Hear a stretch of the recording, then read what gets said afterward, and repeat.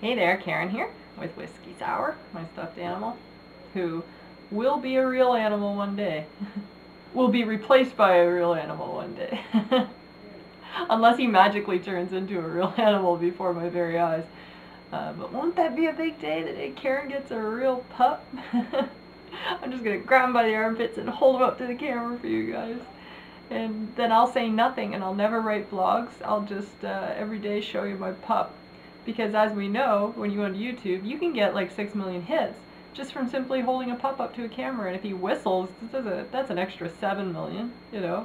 If he falls asleep in a water dish, that's an extra 2 million. You know, just like, I love that puppies just have to be cute and that's it. That's all they have to do. They don't have to write a blog. Nah, I enjoy writing. Love writing. Love puppies, love writing. That's my whole life.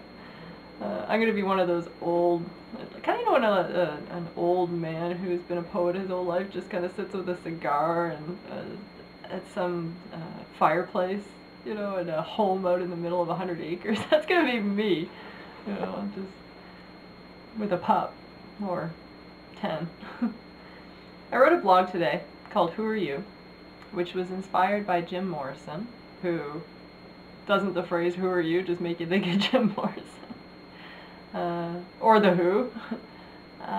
Jim really was a very deep thinker and a very wonderful poet, even outside the Doors lyrics.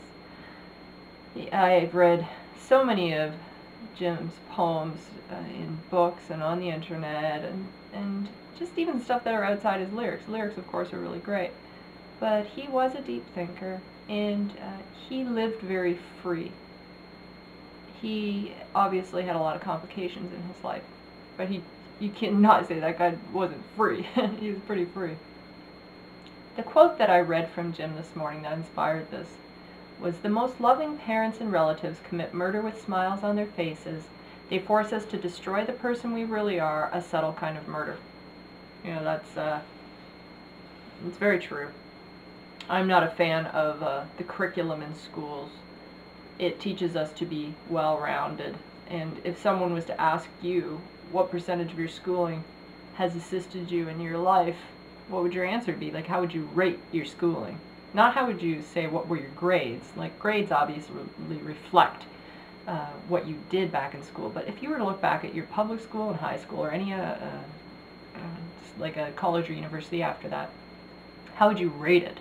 If you had to give the teachers a rating and had to give the school a grade on how it handled you and your life and your career and all those things, did they do their best?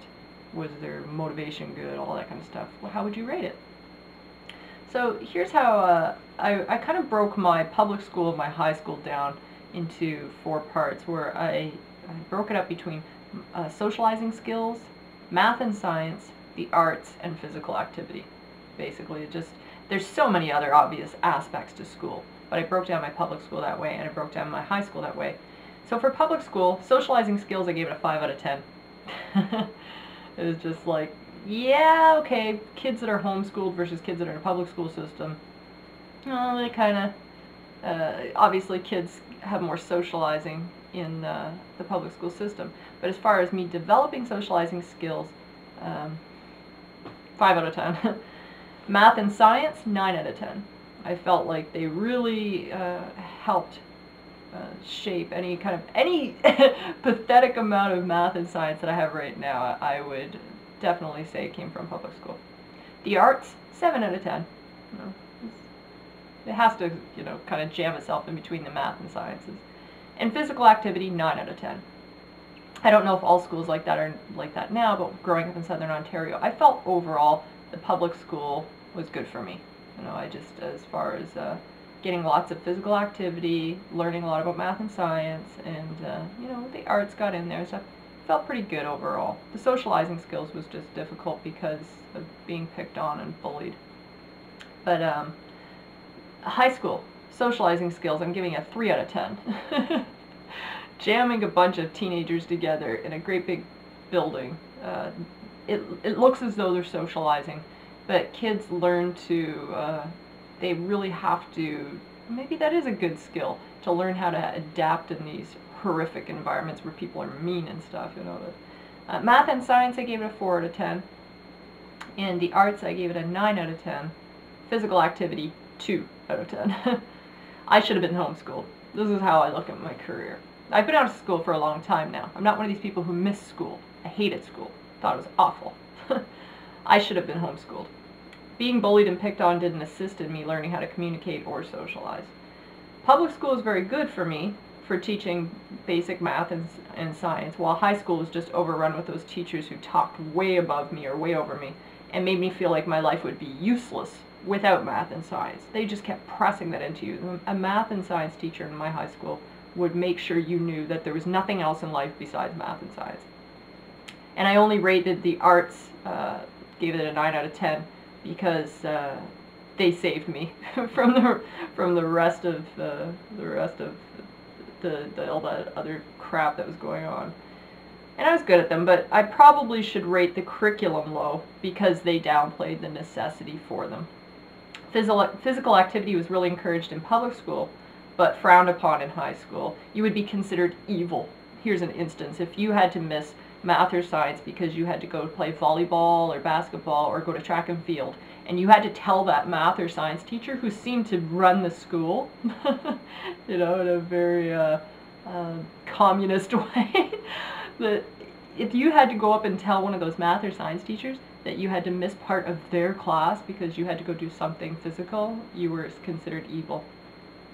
In looking back, I could have probably gone straight from public school to arts college. If I had to do it all over again, I would completely skip high school. Totally skip it. Because when I look back at what high school did for me, I got a lot out of the arts programs, but I could have done that in arts college. And in the other aspects of that I got out of high school, yeah, that's about it. I could have just gone straight to arts college. I would have ended up in a better place because I would have possibly, and I say possibly because there's good people and bad people all over the place, but I could have possibly been with people who would have been a little bit more accepting of me and at least wouldn't downplay the need for arts. You don't do that at arts college. They really make you feel like that's important, you know. In its feeble attempt to churn out well-rounded children, the education system doesn't seem to even do that. Well-rounded came out of maybe 80% of teachers' mouths, letting us know how important it was to be well-rounded, and yet here they are hammering the math and the science. But most students would just kind of leave there confused and not knowing who they really are and where they were going to go with their life. A school counselor may tell them where to go, but the curriculum was just force-fed, much like zombies, you know, just, you know, you just obey the next step that you're told. I'll tell you who doesn't do that, or who didn't do that, I should say, is there was a few teachers, maybe a few out of every 10 teachers you run across, and if you talk to other people, and I've had heavy conversations like this with people for years about their schooling system, and you find that everybody will say they had 1 or 2 teachers who was really awesome. And I'm very thankful for this one teacher at my high school, and her name was Miss Cool. And that's not even a nickname, that was her real last name. Her name was Aileen Cool, and she was super cool. She'd always go, "Hi, I'm Miss Cool," and she'd say it like that. And I was like, "You are cool." And it was right at the time that Snoopy on Peanuts was really popular. So she really was cool. So whether she changed her name to just be more in touch with her students or whether that was her real last name, that was Miss Cool. I would see her sneaking around the education system to benefit the kids all the time. And I'm very thankful for her. She would encourage me to join the drama department and ask me a lot of questions about myself. She was maybe one of the only teachers that did that. But I'm also thankful for my mother, you know, who did not commit murder by forcing me to destroy this person that I really am, like Jim said. That is indeed a subtle kind of murder. It's actually a slow death, if you think about it. It begins for some people in their childhood, and then it just ruins their character by the time that they're 20 years old.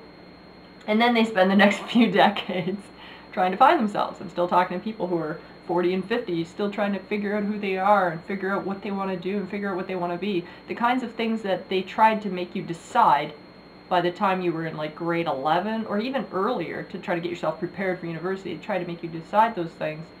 But there's still people, their 40s, 50s, even 60s, who are still trying to figure out what they want to do, who they really are. And I really blame a lot of this on how the school curriculum just funneled and channeled us into being well-rounded children. But then we didn't even end up being that, you know, for the most part. If you were good at math and science, you were home free. That's awesome. A lot of people in math and science, it's good. Because the school curriculum teaches that, and society teaches that. You win. But for the rest of us, that, you know, I really struggled in those subjects. And they were very difficult for me, and it didn't matter how much tutoring I had or who would help me, I still struggled in them. Not happy with them, not good at them. Wasn't something I wanted to do with my life. I'm reminded in the Doors movie where Jim says, "Raise your hands if you understand. Alive. Any of you alive? Let's take a poll. How many of you know you're really alive?"